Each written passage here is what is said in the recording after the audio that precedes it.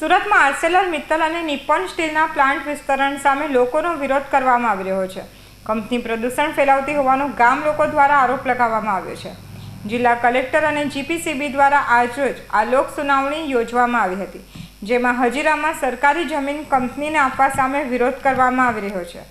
હજીરાવાસીઓએ આક્ષેપ કર્યો છે કે કંપની દ્વારા પર્યાવરણની જાળવણીના એક પણ નિયમનું પાલન કરવામાં આવતું નથી. આ ઉપરાંત અહીંના લોકો આ ઝેરી કેમિકલને લઈને જીવલેણ રોગોનો શિકાર બની રહ્યા હોવાનો ગંભીર આક્ષેપ પણ લગાવવામાં આવ્યો છે. અહીંના લોકો ટીબી, કેન્સર જેવી બીમારીનો ભોગ બની રહ્યા છે. સાથે જ ઘણા લોકોના મોત થયા હોવાની વાત પણ ગ્રામજનો દ્વારા કરવામાં આવી છે. આ સાથે સ્થાનિક યુવકોને રોજગાર આપવાના મુદ્દે પણ લોકોનો વિરોધ કરવામાં આવી રહ્યો છે. મોટી સંખ્યામાં સ્થાનિકો કંપનીના કમ્પાઉન્ડમાં ભેગા થયા હતા અને તેમની રજૂઆતો કલેક્ટર આયુષ ઓક સમક્ષ કરી હતી. હવે આ અંગે જિલ્લા કલેક્ટર શું નિર્ણય લે છે તે જોવું રહ્યું. દિવસ જેટલું પાણી અમે રિકવર કરીશું, એટલે એ પાણી હવે અમે ફરીથી પ્લાન્ટમાં ઉપયોગ કરીશું, એટલા માટે પાણીનો વપરાશ પણ ઓછો થઈ જશે. આરોમાંથી 5826 મીટર ક્યુબ પર દિવસ જેટલું કન્સન્ટ્રેટ સ્લજ જે જનરેટ થશે એ અમે કોઈ જે નોર્મલ ગુજરાત પોલ્યુશન બોર્ડ તરફથી અમુક વિક્રેતા હોય છે એમને TSTFમાં અમે મોકલી આપીશું. 1 ઓક્ટોબર 20 થી 31 ડિસેમ્બર 20 સુધીમાં અમે આ પ્રોજેક્ટની સાઇટના 10 કિલોમીટર ત્રિજ્યામાં આવતા વિવિધ ગામમાં 8 સેમ્પલ કલેક્ટ કરેલા, જેમાં ભૂગર્ભ જળ અને સપાટી જળના નમૂના એકઠા કરેલા અને તેની ગુણવત્તાની ચકાસણી કરવામાં આવેલી. પાણીની ગુણવત્તાના પરિણામો જે છે મેં પડદા પર બતાવેલા છે તે જીપીસીબી ના માપદંડ અનુસાર છે. ભૂગર્ભ જળનો ઉપયોગ કરવાના નથી. અમે કોઈ બી પાણી જમીનની અંદરથી કાઢતા નથી, એટલે કે ભૂગર્ભ જળ પર કોઈ અસર થવાની નથી. આ ઉપરાંત ભૂગર્ભ જળની સ્થિતિમાં સુધારો લાવવા માટે અમે વરસાદી જળ સંચયની પ્રથા પણ અનુસરીએ છીએ. ભૂગર્ભ જળ ગુણવત્તા સુધારાના પગલા માટે આ ઉપરાંત અમે કાચો માલ અને નક્કર કચરો અલગ સ્ટોક યાર્ડમાં સંગ્રહિત કરીશું. ઢોળાયેલ જોખમી કચરો અથવા દૂષિત કચરાને તરત જ દૂર કરવામાં આવશે. ભૂગર્ભ જળની ચકાસણી નિયમિત સમયે કરવામાં આવશે. હવે વાયુના પર્યાવરણમાં નોર્મલી કઈ રીતે ઉત્સર્જન થાય, એટલે સેકન્ડરી ઉત્સર્જન એક છે પ્લાન્ટમાં ફર્સ્ટ નોર્મલી થાય. બીજું મટીરિયલ જે આપણે લોડિંગ અનલોડિંગ કરીએ, મટીરિયલના ટ્રાન્સફર પોઈન્ટ હોય ત્યાં આગળ કાચો માલના ઉત્પાદનનો સંગ્રહ સ્થાન ઉપર અને વાહનોની જ્યારે અવરજવર થાય ત્યારે આપણે વાયુનું પર્યાવરણ બગડી શકે છે. એના પગલા માટે આપણે ધૂળ અને ફ્યુજીટિવ ઉત્સર્જનને નિયંત્રણ રાખવા માટે પાણીનો સતત છંટકાવ કરવામાં આવે છે પ્લાન્ટમાં. બાંધકામની પ્રવૃત્તિ જે છે એ શેડની અંદર જ કરવામાં આવશે. બાંધકામની સામગ્રી ખુલ્લી જગ્યામાં સંગ્રહિત કરવામાં આવશે નહીં. વાહનોની નિયમિત ચેકિંગ અને જાળવણી કરવામાં આવશે. આવી પ્રવૃત્તિઓની અસર કામચલાઉ એટલે જે બાંધકામનો ટાઈમ છે એ પૂરતી જ રહેશે. ફક્ત બાંધકામના તબક્કા સુધી મર્યાદિત રહેશે અને તે પછી પ્રોજેક્ટ પરિસરમાં સીમિત થશે. ઘણી બધી જમીન હજીરા ગામમાં ઘણી બધી જમીનો કંપનીએ પગ પેસારો કર્યો છે અને ગામના લોકોએ પણ કંપનીઓ પર વિશ્વાસ કરીને કે તેમને રોજીરોટી મળશે અને તેમનો રોજગાર ચાલશે એવી ભાવનાથી સદભાવનાથી તેમણે પોતાની જમીનો કંપનીઓને આપી છે. અમારા વિસ્તારમાં આવેલ SR સ્ટીલ ઇન્ડિયા લિમિટેડ હતું અને જેને હેન્ડઓવર કરીને ArcelorMittal Nippon Steel India Limited હજીરાને અપાયું, પરંતુ આજ દિન સુધી ગામના યુવાનો ભાઈઓ તથા બહેનોને કાયમી રોજગારી મળી જ નથી અને મળી છે તે કેટલાક જ છે. તે સંજોગો નિયમ અનુસાર 80% સ્થાનિક લોકોને રોજગારી આપવી જરૂરી છે, પરંતુ તે હજુ સુધી અપાઈ નથી. સ્થાનિક લોકો જેટલો અભ્યાસ કર્યો છે તે મુજબ તેઓને કાયમી નોકરી મળે તેવી અમારી નમ્ર વિનંતી છે. હજીરા ગામના ભાઈઓ બહેનો 5-5, 10-10, 15-15, 20 વર્ષોથી કામ કરી રહ્યા છે, છતાં તેઓ પરમિનન્ટ થતા નથી, પરંતુ પરપ્રાંતિઓ આવીને ડાયરેક્ટ જ પરમિનન્ટ થઈ જાય છે. આથી કંપનીના મોડિફિકેશન બાદ કંપનીમાં જણાવ્યા પ્રમાણે 15,290 લોકોની જરૂરિયાત ઊભી થશે. આ 15,290 લોકોમાંથી વધુમાં વધુ અમારા સ્થાનિક લોકોને કાયમી રોજગારી મળે એવી અમારી નમ્ર વિનંતી છે. ટ્રેન ટ્રેલર સર્વિસ નામના આ બે કોન્ટ્રાક્ટરો છે જે પરપ્રાંતિઓ છે અને આવીને તેમના નાના મોટા વાહનો અહીં લગાવે છે, પરંતુ અમારા સ્થાનિક લોકોને કોઈ પણ જાતનો ચાન્સ મળતો જ નથી. ગામની આસપાસમાં આટલી બધી કંપની હોવા છતાં અમારા હજીરા ગામમાં એક પણ સાર્વજનિક હોસ્પિટલ કે સ્થાનિક વિસ્તારમાં સાર્વજનિક હોસ્પિટલ આવી જ નથી. ગામમાં ArcelorMittal Nippon Steel India Limited છે જે ભવિષ્યમાં વધતું ને વધતું જ જાય છે. જો એવું થશે તો એક સમય એવો પણ આવશે કે હજીરા ગામની જગ્યાએ આર્સેલ મિત્તલ ગામ તરીકે ઓળખાશે. પહેલા પ્લાન્ટમાંથી જો ઝેરી રસાયણો, ઝેરી વાયુઓ, કેમિકલ યુક્ત પાણી દરિયામાં છોડવામાં આવે છે, જો મોડિફિકેશન બાદ તેમાં વધારો કરવામાં આવે તો કેટલું પ્રદૂષણ વધશે અને આ પ્રદૂષણના કારણે ગામમાં કેન્સર, ટીબી, આંખ, કાન, નાક, ગળા જેવી બીમારીઓ આજે જોવા મળે છે. જો તેમાં મોડિફિકેશન કરવામાં આવે તો હજુ કેટલી બીમારીઓ ઉદ્ભવશે અને કેટલા ગામજનો હેરાન થશે.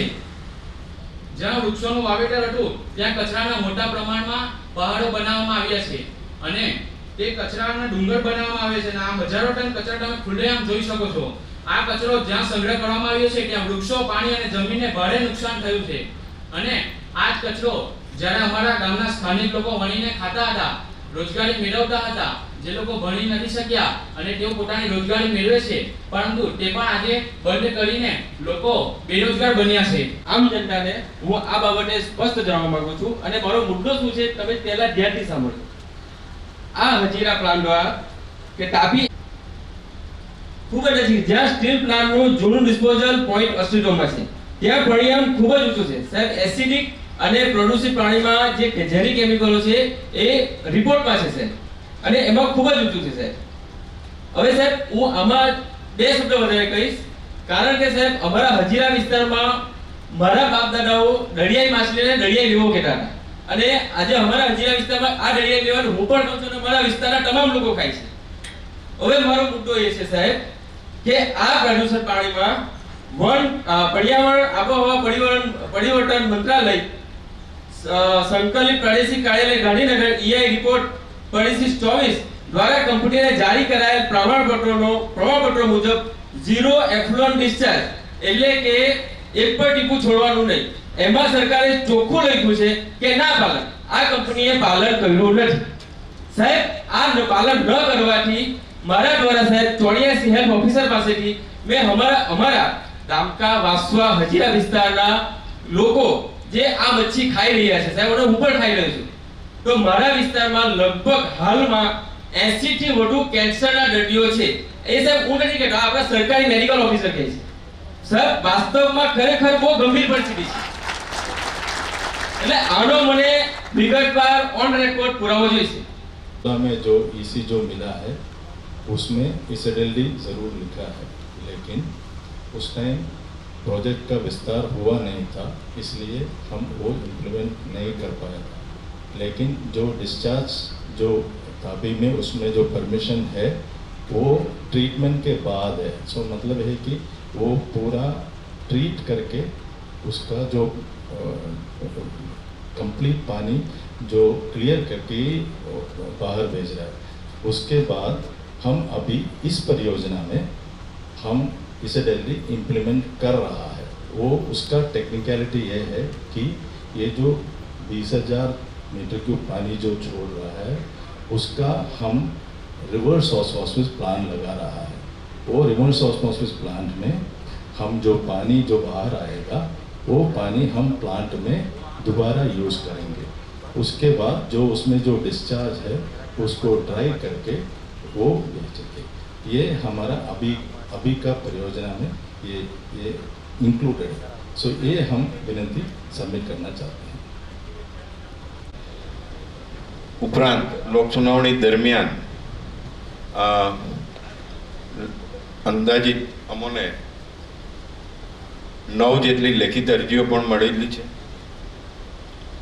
જે અનુક્રમે ચંદ્રકાંતભાઈ બાબુલાલ પટેલ, ધર્મેન્દ્રભાઈ બી પટેલ સરપંચ શ્રી, નગીનભાઈ ચંદુભાઈ પટેલ, દીપકભાઈ ધનસુખભાઈ પટેલ, પરિવર્તન ટ્રસ્ટ કાંઠા વિભાગ યુવા કોળી સમાજ, બ્રેકીસ વોટર રિસર્ચ સેન્ટર, કાંઠા વિભાગ માછી સમાજ ટ્રસ્ટ, દર્શનભાઈ નાયક, દિવ્યકાંતભાઈ રસિકલાલ પટેલ